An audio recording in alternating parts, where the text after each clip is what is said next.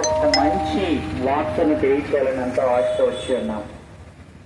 పిల్లలు గమనించండి, మనం ఉదయం లేచిన కాడ నుంచి ఎన్నో రకాలైన చెడు వార్తలు, దుర్వార్తలు ఈ చెడ్డ దినాల్లో మనం వింటున్నాం.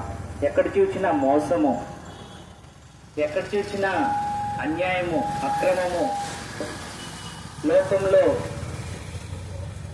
సంభవించేదిగా మనం చూసేదిగా.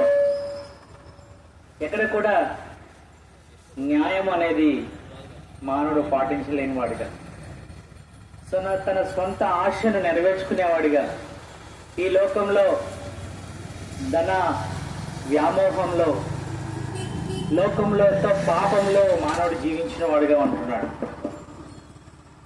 ఆ యొక్క మానవుని యొక్క ఆశ ఏమవుతుందంటే పాపముగా మారిపోతుంది.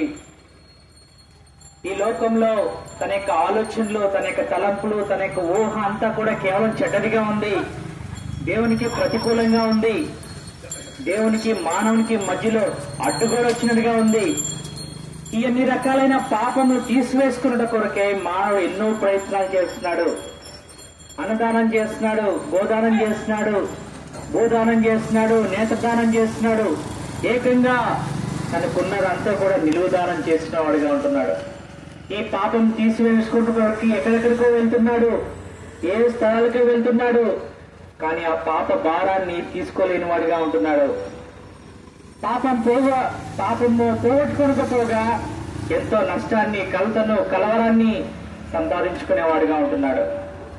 అందుకనే మానవుడు తన యొక్క పాపము తీసుకోలేని దాన్ని బట్టి, మానవుడు దేవుని దగ్గరికి రాలేని దాన్ని బట్టి, ఆ దేవాది దేవుడే ప్రభువైన యేసుక్రీస్తు వారి పేరున ఈ లోకానికి నీకు నా కొరకు వచ్చిన వాడిగా ఉన్నాడు.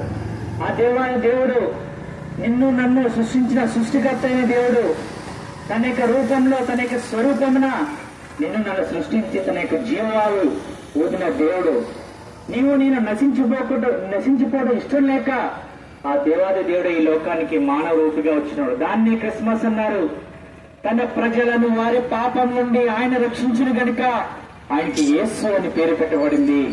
ఆ దేవాది దేవుడే నరరూపిగా నా పాపం కొరకు మనం అనుభవించాల్సిన శిక్షను మన ఆలోచన ద్వారా, మన తలంపుల ద్వారా, మన క్రియల ద్వారా, మన చేష్టల ద్వారా, మన నడవడికల ద్వారా చేసిన ప్రతి పాపాన్ని పోగొట్టుకోవడం కొరకే ఆయనే మన యొక్క పాపాన్ని ఆయన మీద వేసుకుని తన ప్రాణం మన కొరకు దారిపోసిన వాడిగా ఉన్నాడు. నీ కొరకు, నా కొరకు చేతుల్లో కాళ్ళు, మేకులు, తల మీద ముళ్ళ కిరీటం, డొక్కలో బల్లిపోటు, చివరి రక్త బొట్టు వరకు నీ కొరకు, నా కొరకు చిందించిన వాడిగా ఉన్నాడు. దేవునికి మానవునికి మధ్యలో పడిన అడ్డుగోడను తొలగించడానికి, ఆ పాపమైన అడ్డుగోడను తొలగించి దేవుని రాజ్యానికి వారసుడిగా చేయడానికి కొరకే ఆయన ఈ లోకానికి వచ్చిన వాడుగా ఉన్నాడు. తన ప్రజల్ని, నువ్వు నేను తన బిడ్డలుగా ఉండాలని, తన కుమారులుగా ఉండాలని, తన కుమార్తెలుగా ఉండాలని, ఈ లోకం విడిచిపెట్టిన తర్వాత ఆ దేవుడున్న రాజ్యంలో యుగయుగాలు ఉండాలనే దేవుని యొక్క ఆశ, దేవుని యొక్క కోరికగా ఉన్నది. మానవుడు మాత్రం ఏమాత్రం తన యొక్క ఆత్మ విషయమై ఆలోచన లేనివాడిగా ఉన్నాడు. మానవుడు ప్రాణము, ఆత్మ, దేహం కలిగి ఉంటుండగా ఈ లోకంలో తన యొక్క ప్రాణము, తన యొక్క శరీరం ఈ లోకం విడిచిపెట్టిన తర్వాత ఆత్మ దేవుడి స్థలానికి వెళ్తుంది. ఆ ఆత్మను గురించి ఏమాత్రం ఆలోచన లేనివాడిగా ఉన్నాడు. ఉదయం లేచిన కాడ నుంచి రాత్రి పడుకునేంత వరకు కూడా తన శరీరం గురించిన ఆలోచనే. ఏం తిందామా, ఏం తాగుదామా, ఏం ధరిస్తామా, ఈ లోకంలో ఏ ఆస్తి అంతస్తు సంపాదించుకుందామా, ఈ రకమైన గొడవలే గాని మానవుడు ఆత్మ గురించి ఏమాత్రం కూడా ధ్యాస లేని వాడిగా ఉన్నాడు. ఇది చాలా ప్రమాదకరమైంది. ఒకనొక దినమున ఆ దేవుడుండే స్థలానికి వెళ్ళకపోతే ఎంత ప్రమాదం. 2 మార్గాలున్నాయి, ఒకటి జీవం, ఒకటి మరణం, నరకము, నిత్యాగ్నిగుండము. ఆ దేవుణ్ణి ఆశ్రయించకపోతే నిత్యాగ్నిగుండం రెడీగా ఉంది. దేవుణ్ణి ఆశ్రయించడం ద్వారా, దేవుని కలిగి ఉండడం ద్వారా ఆ నిత్య రాజ్యంలో, ఆ దేవుడుండే స్థలంలో యుగాలు నీ కొరకు దేవుడు సిద్ధపరిచిన వాడిగా ఉన్నాడు. అందుకనే అదే దేవుడు యేసుక్రీస్తు పేరున ఈ లోకానికి వచ్చి నిన్ను నన్ను తీసుకువెళ్ళడానికి వచ్చిన వాడిగా ఉన్నాడు. మానవుడు మాత్రం ఏమాత్రం కూడా అటువంటి ఆలోచన లేక, హృదయ శుద్ధి లేక, ఆత్మ విషయమైన దినంగా ఉండక ఆలోచన లేని వాడిగా ఉన్నాడు.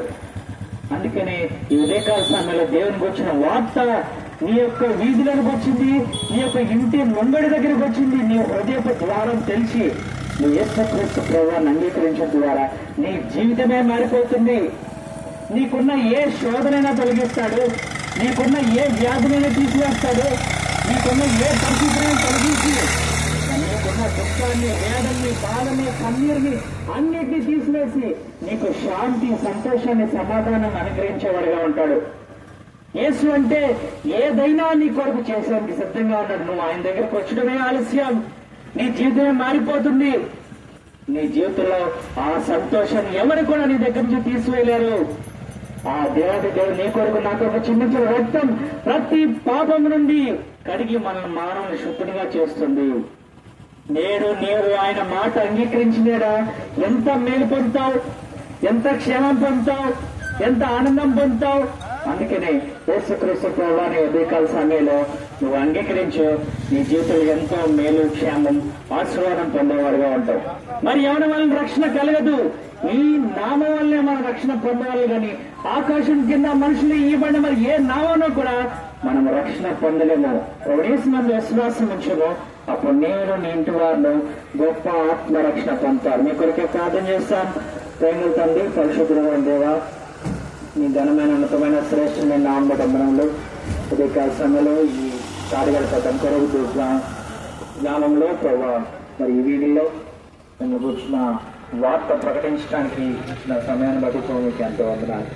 కొంతమంది అయితే మీ మాటలు విన్నారు, వారి జీవితం క్షేమం, ఆశీర్వాదం పొందడానికి మిమ్మల్ని సొంత రక్షకుని అంగీకరించడానికి సాయం సరిపోయినటువంటి దోష ప్రతి మనసు నుంచి తప్పించి మిమ్మల్ని అంగీకరించి వారి జీవితంలో పాప విమోచన, క్షేమము, ఆశీర్వాదం పొందడానికి సహాయం చేస్తున్నాము. యేసుక్రీస్తు వారి ఘనమైన నామంలో స్తుతించి ప్రార్థించి గణపరిచి వేడుకుంటున్నాం తండ్రి. అవునా.